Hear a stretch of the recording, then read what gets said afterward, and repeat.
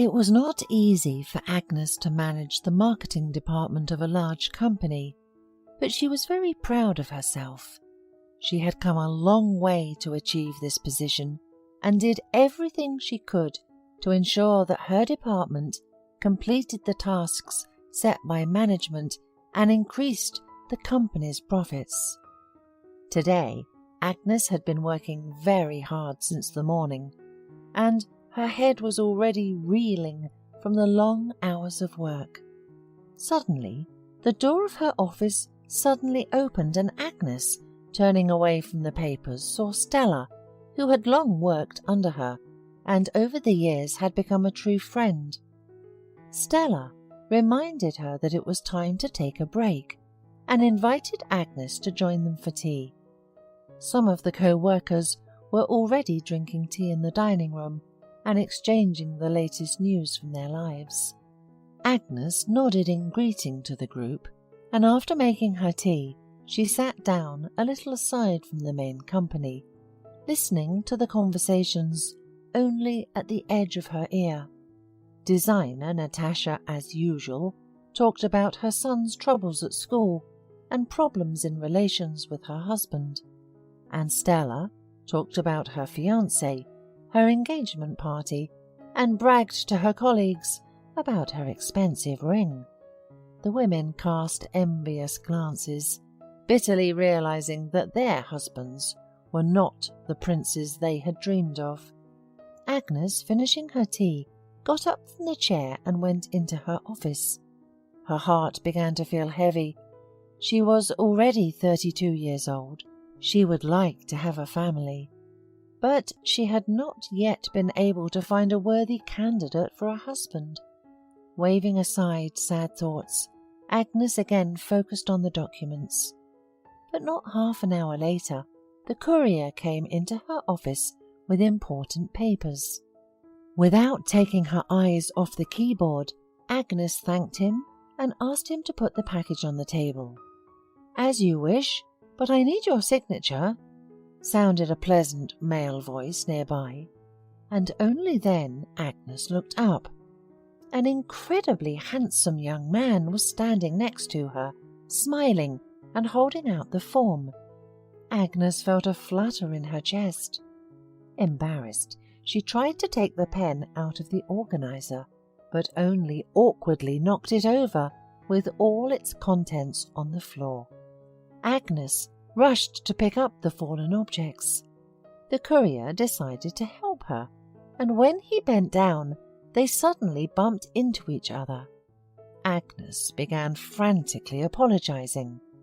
"I'll forgive you," the courier replied, smiling, "if you agree to have a cup of coffee with me after work."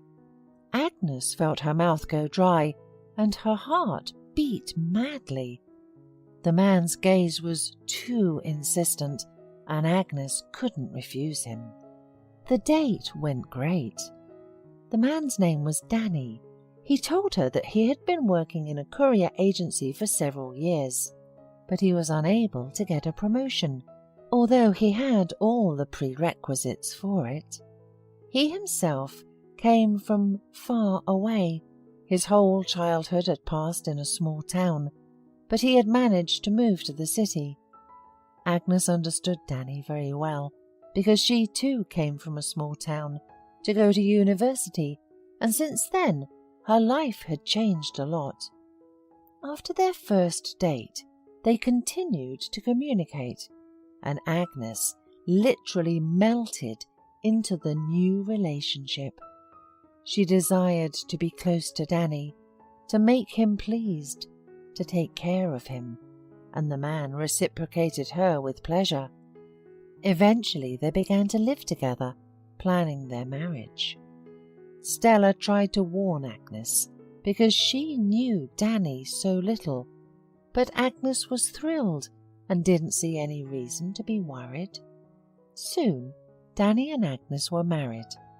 The newlyweds continued to live in the spacious apartment that Agnes rented, and Danny, thanks to his wife, who gave good references, was able to get a promotion and started earning good money. As time went on, One day in late December, Agnes was rushing to work for an important meeting. It was freezing outside, and she slipped awkwardly on the stairs outside the subway, rolled down the stairs, and banged her head on the stone floor. Agnes spent several months in the hospital, but despite treatment, she felt worse every day. Severe headaches, loss of consciousness, limb numbness. The doctors could not give an exact reason why the trauma she had suffered was worsening her health so rapidly, and after prescribing a bunch of all kinds of pills, they sent her home in a wheelchair. The immobile existence caused Agnes to become depressed. Danny tried to take care of his wife, but it was obvious how hard and unpleasant it was for him.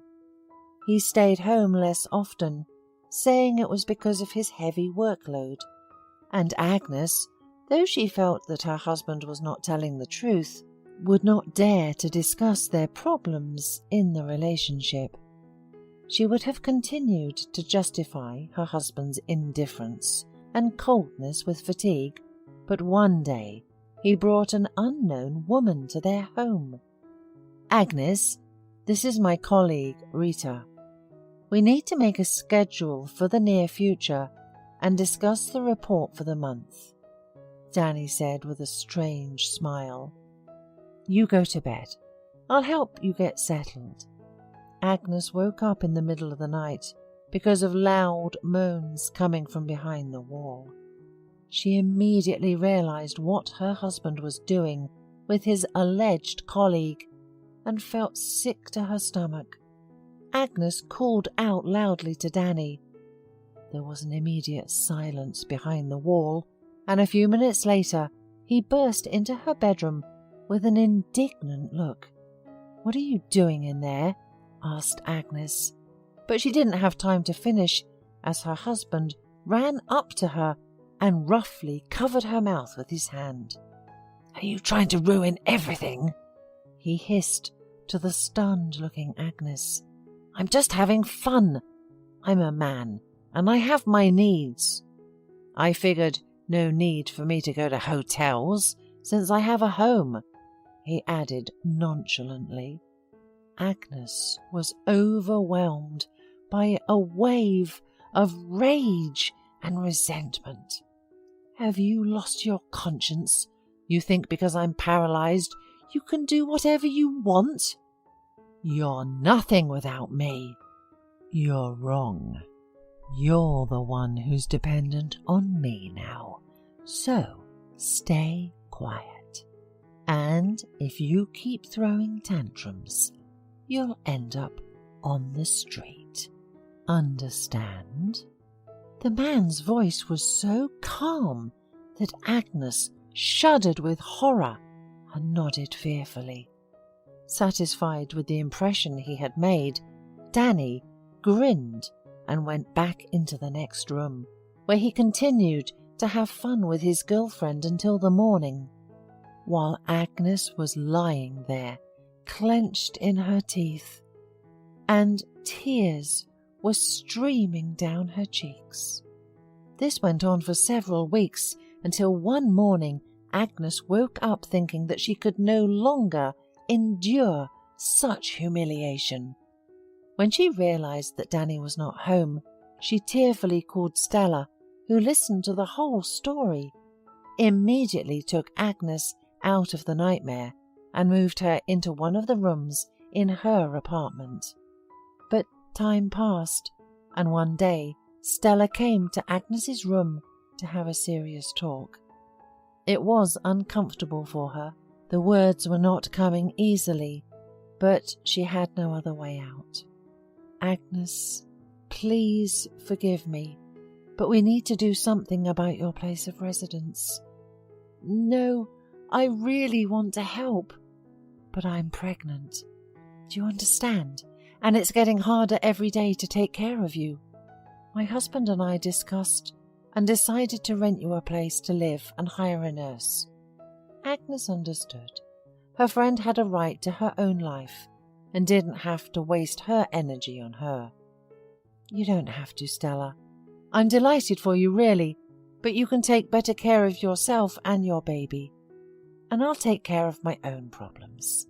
Agnes smiled sadly. Agnes wheeled around the city in her wheelchair, sinking into bitter thoughts. I can't go back to Danny.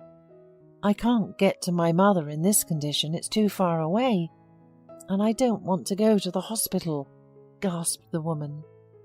Do I even need such an existence? I used to be a successful woman, and now I wander the streets looking for a place to stay. The reflection took her far away from reality. She drew pictures of how she could get rid of her worthless life, and didn't notice how she rolled to the edge of the roadway. Agnes only had time to notice the bright lights of headlights, the loud hum of cars, and felt someone's strong hands forcefully throw her to the sidewalk. Agnes opened her eyes and saw an elderly man in front of her. Are you out of your mind? He started scolding her for being careless. Yeah, I guess so, said Agnes indifferently, and burst into bitter tears. Mr. Webb, that was the man's name, rushed to comfort her. He worked as a clerk in a store not far from here, and on his way home he saw this woman in a wheelchair with a doomed gaze. He thought she was going to commit something terrible and rushed to rescue her. Agnes looked at this sympathetic elderly man, suddenly realized that she was glad she was still alive, and she felt ashamed of her weak thoughts. Mr. Webb looked at the woman in a fatherly way and asked what had happened to her, and Agnes told the whole story of her illness, adding in the end that she was now all alone and had nowhere to go. When the elderly man heard this, he thought for a moment. In the past, Mr. Webb had been a practicing chiropractic, but once he had been unable to help one patient and had lost faith in himself, became disillusioned and left the profession. Agnes listened to the elderly man's story and saw that the memories were not easy for him, but the fire of hope was already burning inside her. Take me as a patient. Believe me, I'm not afraid of anything, she said fervently. Half an hour ago I was glad to die, but now I want to try to make things right. Please help me. Mr. Webb looked intently at Agnes. You know, you remind me of my daughter. She and my wife died 15 years ago, he added, and a deep sorrow reverberated on his face. I will help you, and until I recover you, you will stay with me. Mr. Webb turned out to be a professional in his field, and though with difficulty, he managed to get Agnes back on her feet. After this, she returned to the company, was reinstated, and everyone welcomed her with great joy. As a sign of gratitude, Agnes helped Mr. Webb to return to his profession, actively promoting the courses he created, as many people needed the invaluable knowledge of an experienced chiropractor. Agnes and Mr. Webb developed a warm, almost family-like father-daughter relationship. She divorced Danny quickly, and he did not object, for he had no real feelings for her, and married her only because of her position and money. One evening, Mr. Webb invited Agnes as a guest to dinner with his students. One of them kept his eyes on Agnes the entire evening. The girl thought he looked vaguely familiar, but she could not remember where she had seen him before. The student's name was Larry. He and Agnes got to talking, then after, there were several more meetings in cafes, and, gradually, a romantic relationship developed between them. And soon Agnes realized why Larry's face seemed familiar to her. We met a few years ago in a cafe. Larry admitted cheerfully one day, "You were so pretty. I left you my number, but you never called.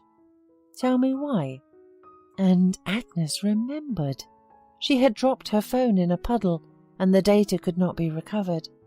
Hearing that, Larry sighed with relief, for he thought then that he hadn't made an impression on Agnes. "Yeah, if I hadn't dropped the phone then, maybe life would have turned out differently." Agnes sighed. Unpleasant memories came to mind, but Agnes chased them away. "But we can't escape fate. I felt that you are my one and only," playfully smiled the woman. "I know it for sure, and I'll prove it to you," ardently exclaimed Larry.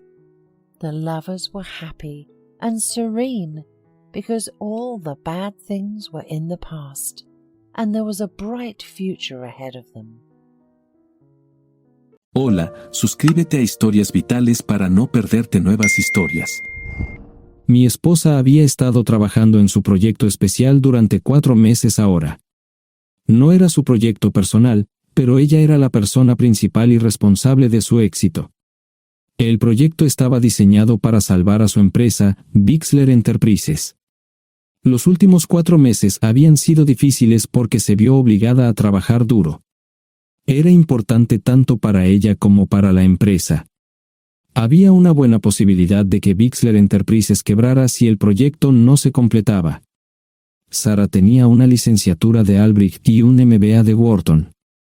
Era la más inteligente de la familia. Yo empecé a trabajar como mecánico de autos justo después de la secundaria y después de 21 años seguía siendo mecánico de autos. No me importaba porque me gustaba el trabajo y pagaba bien. Era suficiente para pagar la universidad de Sara y criar a 2 hijos. No vivíamos lujosamente, pero estábamos bien. Los niños ya se habían mudado, y las cosas iban bastante bien con nuestros ingresos. Sara quedó embarazada 3 meses después de casarnos a la edad de 18 años. Durante los primeros años de nuestro matrimonio, vivimos con mis padres. Ellos tenían una gran casa vacía ya que 4 de mis hermanos se habían mudado. Eso significaba que teníamos una niñera mientras Sara completaba sus primeros años de universidad. Debido a 2 embarazos, la carrera de 4 años le llevó 6 años completarla. Fue difícil, pero lo logró. Siempre tuve trabajo y nunca me faltó trabajo extra si lo necesitaba. Después de que Sara se graduó de Wharton, alquilamos nuestro propio lugar. Tuvo ofertas de trabajo de varias empresas grandes, pero todas requerían que nos mudáramos. A mí no me importaba, pero Sara quería quedarse cerca de casa. Por eso decidió trabajar en Bixler Enterprises. Pagaba bien, pero lo más importante, le daba responsabilidad y la oportunidad de avanzar. Sara era una empleada trabajadora y dedicada. La presentación es el jueves en el Hotel Thyssen en Filadelfia. Tomé unos días libres en el trabajo para ayudarla según fuera necesario. Al final, todo lo que logré fue hacerle algo de comer cuando llegaba a casa. No sabía nada sobre su trabajo, ni tampoco quería saber, los negocios corporativos de alto nivel me aburrían. Empresarios de Europa, Asia y América del Sur venían aquí, la empresa pagaba sus boletos de avión y proporcionaba habitaciones en el Hotel Thyssen mientras estaban aquí. Era caro como el infierno, y por algunas cosas que Sara había dicho, la empresa estaba sobreestimando sus finanzas. Su presentación era importante para ella, para la empresa y para más de 200 empleados. Hasta el martes por la noche, todo iba bien. Sara llegó a casa con un traje nuevo, un traje gris con una blusa blanca. Desplegó todo lo que necesitaba en la cama de la habitación de invitados. Cuando se trataba de la limpieza de la casa, ella era normal, pero cuando se trataba del trabajo, era meticulosa. No entendía por qué necesitaba sacar su ropa interior de lujo, pero no dije nada. Además de su traje para la presentación, tenía varios vestidos de cóctel lindos para eventos sociales antes y después del evento. Siempre había evitado tales eventos, pero me sentía obligado a ir con ella si ella quería que lo hiciera. Me agradeció la oferta, pero dijo que no era necesario. Todos los materiales y equipos que necesitaba estaban guardados ordenadamente en el maletero de su Volvo. Antes de salir del trabajo, ella misma conducía el coche para asegurarse de que todo estuviera en perfectas condiciones. Tenía todo el día miércoles para prepararse y toda la noche del miércoles para socializar con sus invitados. Sara era tan buena en lo que hacía que sentía que habría sido mejor si simplemente me hubiera mantenido alejado de ella. Finalmente, había terminado. Lo había revisado y vuelto a revisar todo. Todo lo que necesitaba ahora era una ducha caliente y una buena noche de sueño. Supongo que mi error fue que empecé a revisar sus cosas después de que Sara comenzara a ducharse. Pensé que estaba ayudando, pero resultó ser lo contrario. Estaba moviendo cosas en la cama cuando un pequeño sobre blanco cayó del bolsillo lateral de su bolso de maquillaje. Una carta de una farmacia, pero no del tipo que solemos usar. Dentro había 10 pastillas. No tenía idea de qué era, Pren, y las instrucciones eran confusas. Si es necesario, tomar una pastilla y luego una segunda pastilla 12 horas después. Pensé que podría ser algo que ella había conseguido para la ansiedad o los nervios, pero las instrucciones no tenían sentido. La receta estaba escrita a su nombre el lunes. Volví a poner el sobre en su lugar mientras ella terminaba de ducharse. Decidí que quería saber más sobre Pren antes de contarle sobre ello. Por supuesto, si lo mencionaba, significaría que estaba revisando sus cosas. Odio los dilemas. Mientras Sara se preparaba para dormir, fui a nuestro ordenador doméstico y busqué. 10 minutos después, me uní a mi esposa bajo las sábanas. Pasé toda la noche despierto, preguntándome por qué mi esposa había recogido una receta para la píldora del día después, especialmente después de que me hicieran una vasectomía hace 10 años. A la mañana siguiente, me levanté temprano, pero no estaba descansado. Di un largo paseo, esperando que despejara mi mente. Me dirigí hacia casa con reticencia, temiendo lo que podría hacer o decir cuando llegara allí. Mi hijo Joe se unió a la Marina después de la escuela secundaria y estaba en su primer año en San Diego. Nuestra hija Gloria se casó con su amor de la infancia el año pasado y acababa de mudarse a Dallas. Eso dejaba solo a Sara y a mí. Echaba de menos a los niños, pero esperaba envejecer con mi esposa. Ella era la única mujer que me había interesado, y ahora todo estaba. Si Sara estaba teniendo una aventura, lo ocultaba bien. Por supuesto, nunca la vigilé. Nunca miré sus correos electrónicos o llamadas telefónicas. No tenía razones para hacerlo. No tenía forma de saber qué estaba haciendo en el trabajo o después del trabajo. Confiaba en ella completamente. Ion, ¿dónde demonios has estado? ¿Quieres huevos o algo? No, solo café. No me sentía con muchas ganas de hablar. ¿Qué pasa, cariño? Solo son 3 días. Puedes venir si quieres, pero te aburrirás como una ostra. No, realmente no quiero ir, pero odio dejarte sola. Me preocupo cuando no estás aquí. Es muy dulce, querido, pero estará bien. No voy a salir del hotel en todo este tiempo.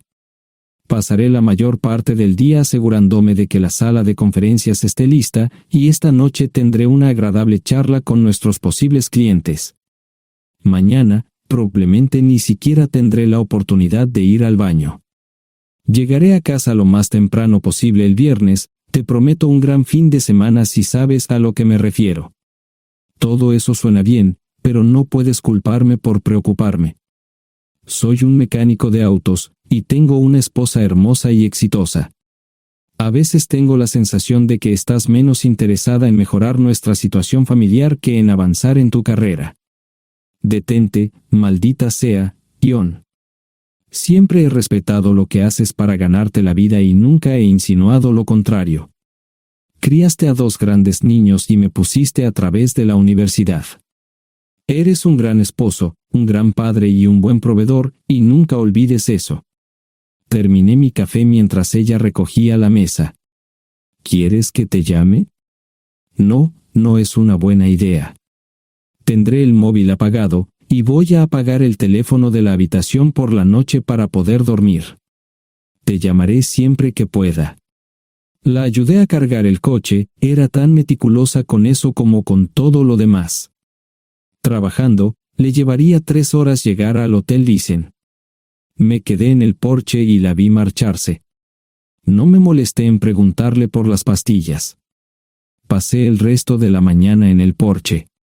No recuerdo haberme preocupado tanto como ahora. Me sentía pequeño e insignificante. Me sentía fuera de mi liga. Era un tipo de pueblo con un trabajo mediocre y una esposa exitosa. Era una combinación equivocada. Debería haberlo notado antes. Me sentía estúpido. El mejor traje que tenía era una chaqueta azul y un par de pantalones. Al menos tenía algunas corbatas, aunque tenían 10 años de antigüedad. Acababa de terminar de vestirme cuando sonó el teléfono fijo. Oye, cariño, solo quería avisarte de que llegué bien. ¿Tuviste un buen viaje? Supongo que el tráfico no estaba demasiado denso. Estuvo bien. Te llamaré esta noche. Ahora tengo que irme. Estoy en la habitación 714, Sara. Puedo estar en casa de mis padres o en la de mis hermanos esta noche si quieres llamarme a mi móvil. De acuerdo. Suena el teléfono móvil. Te quiero, tengo que irme. Me tomé mi tiempo para llegar a Filadelfia. No fui directo al Thyssen, primero me detuve y compré un filete con queso. Prometí hacer una larga noche. No estaba seguro de qué iba a hacer. Estacioné en el garaje del hotel y simplemente esperé. Tarde o temprano, tenía que entrar en el hotel. Simplemente no podía decidir cuándo hacerlo. El sonido de mi teléfono celular me ayudó a tomar mi decisión. Ion, solo quería avisarte de que todo se ha arreglado. Ahora voy a bajar para encontrarme con algunas personas y cenar. No olvidaste nada, ¿verdad? No, todo está bien. Tengo todo en mi habitación para mañana. ¿Necesitas algo? No, Ion, relájate. Voy a apagar mi teléfono. Te llamaré mañana por la mañana. ¿De acuerdo? Ríe, diviértete. No es divertido, Ion, es trabajo. No parecía estar demasiado fuera de lugar. El vestíbulo, el restaurante y las salas de conferencias estaban llenos de gente, así que pude pasar desapercibido. Había un folleto pequeño y bonito que mostraba el diseño de todas las habitaciones del hotel. Me paseé por las diferentes habitaciones y me detuve en las paredes, mirando alrededor entre la multitud. No tenía ni idea de qué haría si Sara me veía. Lo averiguaría si y cuando eso sucediera. Encontré un tablero de eventos que enumeraba todas las habitaciones que estaban siendo utilizadas por los diversos grupos. Bixler Enterprises no tenía habitaciones disponibles para el miércoles por la noche.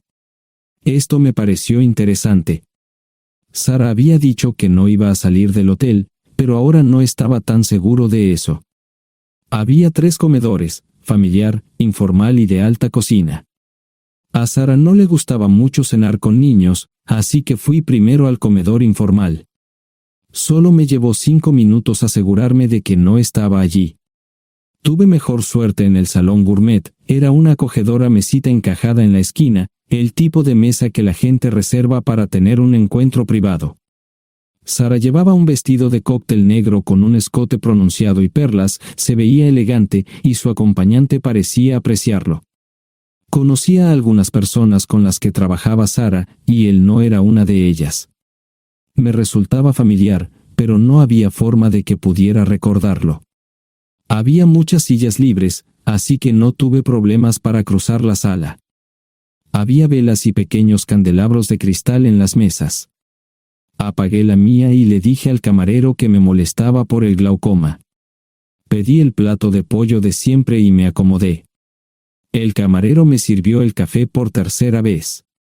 Disculpe, el tipo en la mesa de enfrente me parece muy familiar. ¿Sabes quién es? Sí, ese es Malcolm Eugene Foote. Es miembro del Consejo Municipal, se espera que se postule para el Congreso en los próximos años. ¿Es esa su esposa con él? Es muy bonita. No, esta es la primera vez que la veo. Siempre usa esa mesa para señoras especiales, si me entiende. Simplemente le sonreí y pedí la cuenta. Nunca había visto a Sara tan sensual con un hombre antes.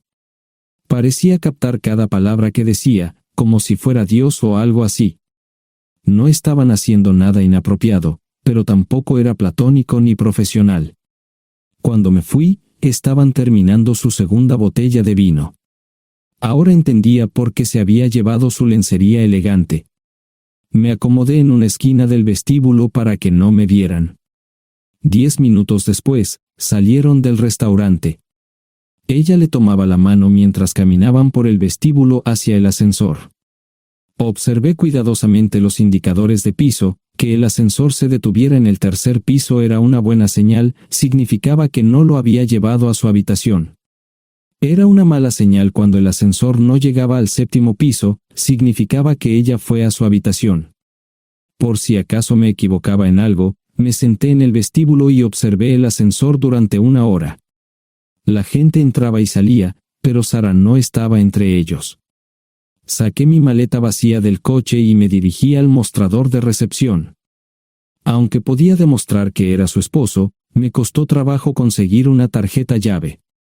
Se dieron después de llamar a la habitación, pero nadie respondió. Finalmente, estaba en camino a la habitación 714 con la tarjeta llave. Ni siquiera encendí las luces al principio, simplemente me senté en la oscuridad de la habitación durante más de 1 hora. No fue difícil asegurarme de que no regresara a la habitación. Primero, empacé todas sus ropas y pertenencias personales. No dejé nada atrás. Revisé el paquete de Preven, todavía quedaban 10 pastillas en el tocador. De manera muy ordenada, estaban todos los artículos que necesitaría para su presentación al día siguiente. Comencé a llenar la maleta. Había 24 carpetas promocionales especialmente encuadernadas y otras 20 carpetas regulares, todas ellas fueron a la maleta. Un proyector digital fue lo siguiente, seguido de una computadora portátil. Tomé su bolso y su celular, que había dejado en la habitación. Todo lo que tenía consigo era un bolso de mano y probablemente un tubo de lápiz labial. Di una vuelta por la habitación tan cuidadosamente como lo hizo ella para asegurarme de no perder nada.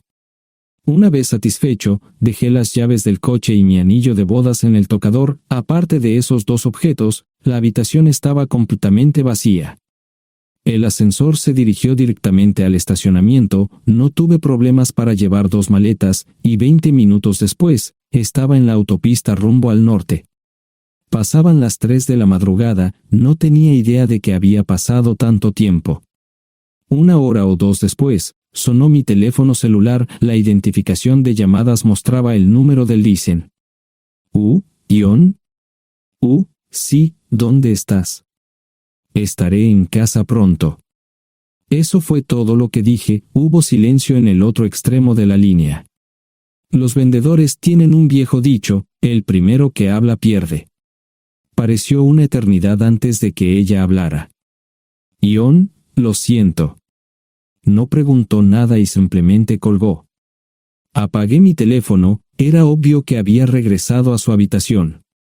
Más tarde ese día, tenía que dar una presentación que salvaría a su empresa y le daría un ascenso. Metí las maletas en el desván del garaje. Sara nunca iba allí y nunca pensó en buscar algo allí. Por supuesto, en este punto, estoy bastante seguro de que no importaba. Primero, recogí todas mis ropas y pertenencias personales. La mayoría de los hombres tienen sus propias herramientas, generalmente es un requisito para el trabajo. Pasé por la tienda, cargué las mías en el Subaru y recogí mi último cheque de pago. Para entonces, los bancos ya estaban abiertos, no tuve que hacer ninguna manipulación financiera complicada. Simplemente retiré todo el dinero de mis cuentas. Almorcé en Hagerstown, Maryland. Tenía suficiente dinero para vivir durante unos años, pero sabía que estaría buscando trabajo muy pronto. Sara y yo éramos parecidos en eso de que a ambos nos encantaba trabajar. La voy a extrañar. Pasé un par de horas en las cuevas del Uray y alquilé una habitación cerca de Whitewell. No tenía idea de qué iba a hacer. Era sábado, y me encontré sentado en el acuario de Chattanooga, observando la naturaleza que nunca había visto antes. Pasé unas horas simplemente relajándome y decidí que era un buen lugar para estar. Compré un pase anual para el acuario y, para la hora de la cena, tenía un lugar donde quedarme. Era un remolque móvil en el parque, pero estaba amueblado y era económico. No necesitaba mucho. La primera cosa que haría el lunes por la mañana sería conseguir un trabajo. Un buen hombre de mantenimiento siempre puede conseguir un trabajo, especialmente si está dispuesto a trabajar duro. Podría permanecer discreto hasta que fuera el momento de renovar mi licencia de conducir o las etiquetas del coche, me preocuparé por eso cuando llegue el momento. El domingo por la tarde, llamé a Gloria. Me sentí obligado a informarle sobre lo que estaba sucediendo, pero Sara ya se lo había contado. Fue bastante franca con Gloria sobre lo que había pasado, dijo que había engañado, que la sorprendí, que me fui y que ella perdió su trabajo. Me sentí mal porque ella perdió su trabajo, pero ese era el precio que tenía que pagar. Le pedí a Gloria que le dijera a Josh lo que estaba sucediendo la próxima vez que hablara con él. También le dije que la llamaría aproximadamente una vez al mes para verificar cómo iban las cosas. No le dije dónde estaba. Para el mediodía del día siguiente, tenía un trabajo. En realidad, estaba a poca distancia del parque de remolques, con el Waffle House a mitad de camino. ¿Qué más podría querer un hombre? No sé cómo manejaron el papeleo, pero me estaban pagando $20 por hora sin hacer preguntas. Estaba feliz, y ellos también. Ni siquiera tendría que tocar el dinero que traje conmigo. Unos 2 meses después, Gloria me informó que Sara se había mudado de la casa y estaba viviendo con sus padres. Gloria no sabía nada más, pero estaba feliz de que estuviera estable y le estuviera yendo bien. Josh me llamó desde San Diego solo para informarme que iba a hacer un crucero.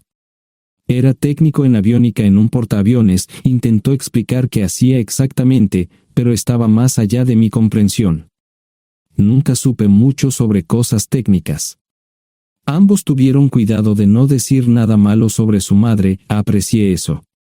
Después de eso, todo siguió como siempre. Comencé a hablar con Gloria al menos semanalmente, Josh y yo comenzamos a enviar correos electrónicos regularmente. Gloria hablaba regularmente con Sara, pero decía muy poco sobre lo que estaba haciendo o dónde estaba. Nunca presenté la solicitud de divorcio, y parece que Sara tampoco lo hizo. Tengo una licencia de conducir de Tennessee y las etiquetas en el Subaru. Comencé a frecuentar un bar local un par de veces al mes y tuve encuentros casuales, 2 mujeres se alternaban como mis compañeras nocturnas regulares. No buscaban compromisos, y yo tampoco, parecía funcionar bien para todos nosotros. La vida era buena. Eso fue hace mucho tiempo, y gradualmente olvidé a Sara. Con el tiempo, el Subaru comenzó a darme problemas, había olvidado cuánto tiempo había pasado. Tenía más de 200,000 millas. Estaba reflexionando sobre esto con una jarra de cerveza un día cuando me di cuenta de que habían pasado casi 5 años desde que me fui de casa. Mantuve un contacto cercano con ambos hijos, Gloria ya tenía 2 hijos propios en este momento y quería que los visitara. Josh casi se casó con una mujer tailandesa, pero en el último momento, se negó. Por lo general, trabajaba 6 días a la semana y usaba el domingo para recuperarme del sábado por la noche, no había ninguna buena razón para que alguien llamara a la puerta de mi remolque a las 6 de la mañana de un viernes. Su grosería fue recompensada por un hombre medio desnudo abriendo la puerta, los calzoncillos del día son repugnantes, y la dama en la puerta, juzgando por la expresión en su rostro, estuvo de acuerdo conmigo. Ella apartó la mirada, pero su compañero no parecía impresionado. Norm habría usado pantalones, pero en un momento como este, los invitados me molestaron. Estamos buscando a John Terrell. No los conozco. Me llamo David Simmons, y esta es mi esposa Mara. Tenemos un problema y esperamos que nos puedas ayudar. Lo siento mucho, no trabajo a altas horas de la noche. Si necesitan algo relacionado con su auto, tendrán que ir a la tienda. Esto provocó varias miradas en blanco y finalmente una respuesta. No tiene nada que ver con tu trabajo, es más un problema personal. ¿Podemos entrar? El interior del remolque lucía desordenado, rara vez tenía invitados, así que rara vez lo limpiaba. Incluso mis novias insistían en que fuéramos a su lugar. Hagan como en su casa, déjenme ponerme los pantalones enseguida.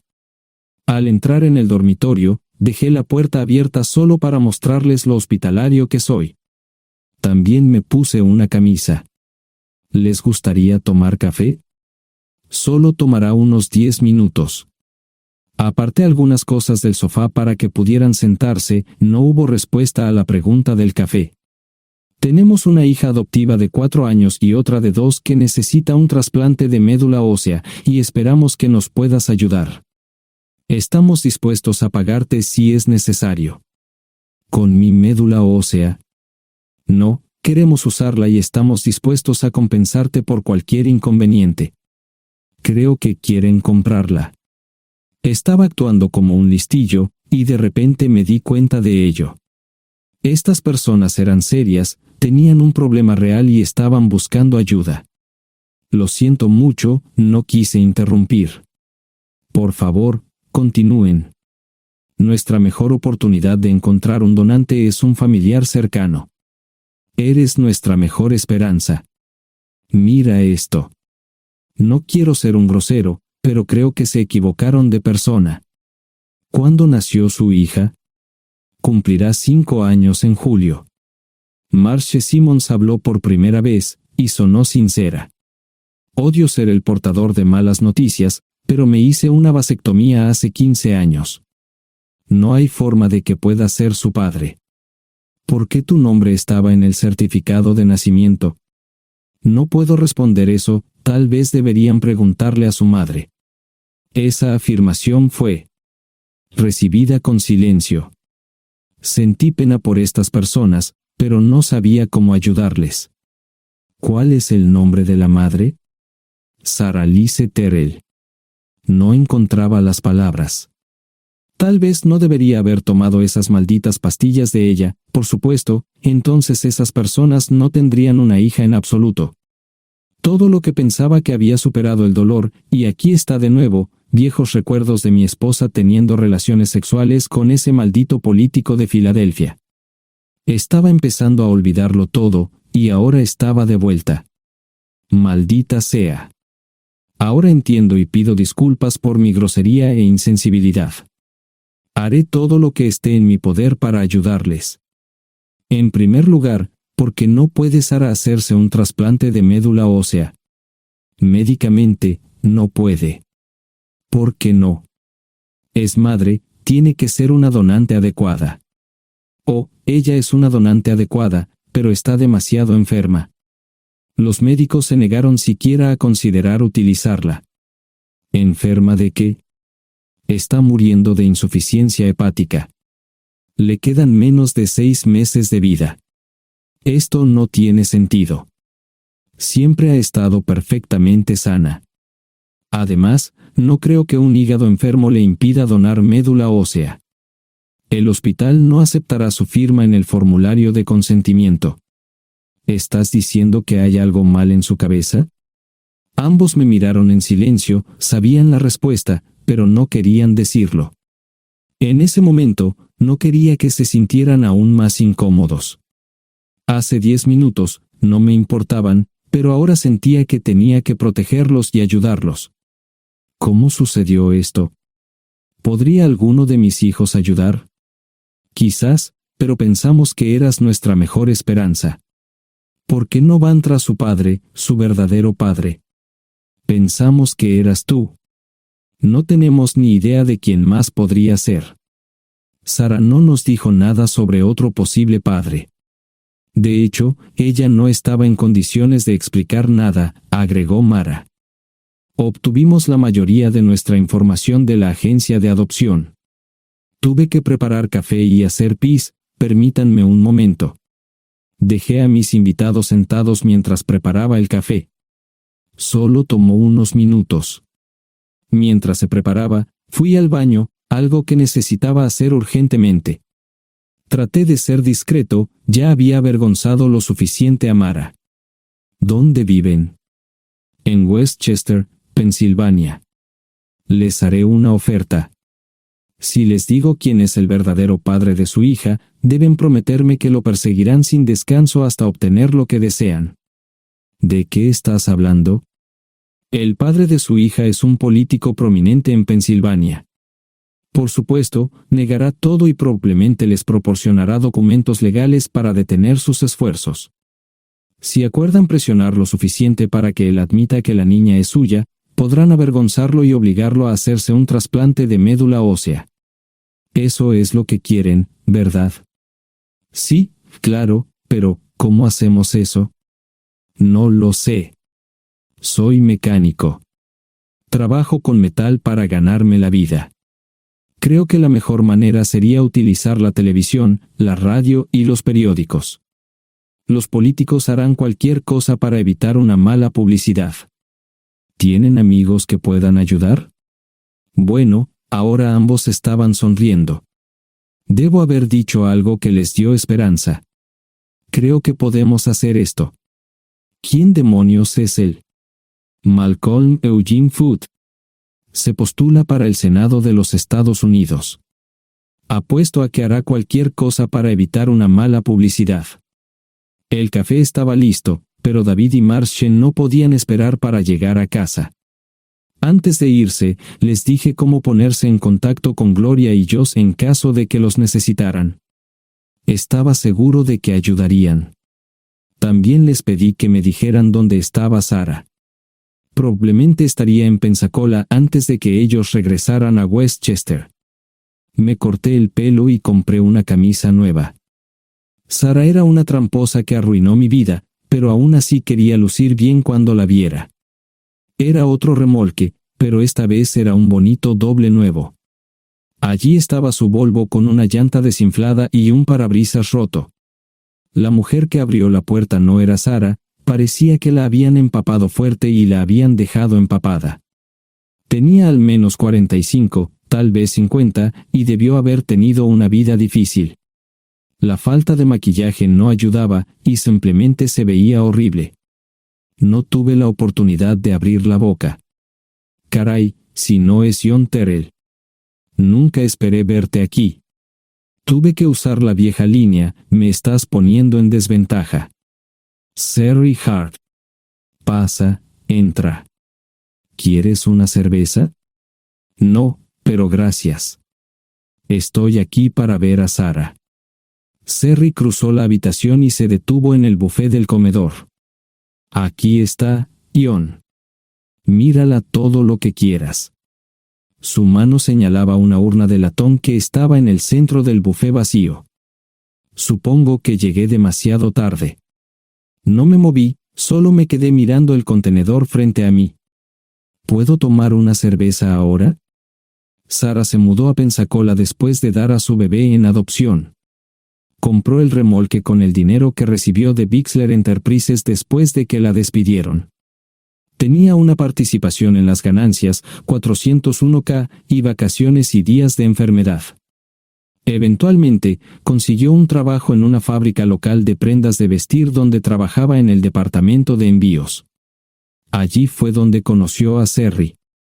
Sherry alquilaba una habitación de Sarah.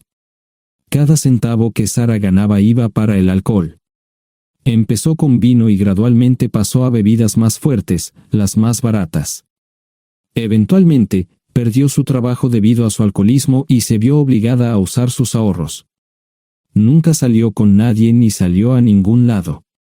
Sherry se quedó con ella, pagó sus servicios públicos y compró alimentos que Sarah no comía. Le llevó más de 3 años quitarse la vida. Increíblemente, ella tenía un testamento y me dejó un doble remolque y un Volvo. Sherry explicó que Sara estaba tan angustiada por lo que había hecho que simplemente se rindió. No intentó evitar el embarazo ni siquiera terminarlo. La adopción se había arreglado meses antes de que naciera el bebé. Nunca volvió a trabajar, excepto en los trabajos clandestinos que hacía mal. Sherry dijo que Sara no parecía tener ambición ni propósito en la vida. Sara hablaba mucho de mí pero tenía miedo de intentar contactarme. Gloria le dio mi número, pero nunca me llamó. Era como si su aventura de una noche la hubiera lastimado más a ella que a mí. Estuve allí durante 2 semanas y luego vendí el remolque de Sherry por $1 y obtuve $3,000 por el Volvo. 2 días después, estaba en Westchester visitando a mis nuevos amigos David y Marche.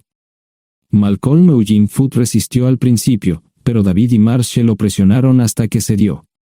Insistió en pruebas de ADN, que demostraron que era el padre.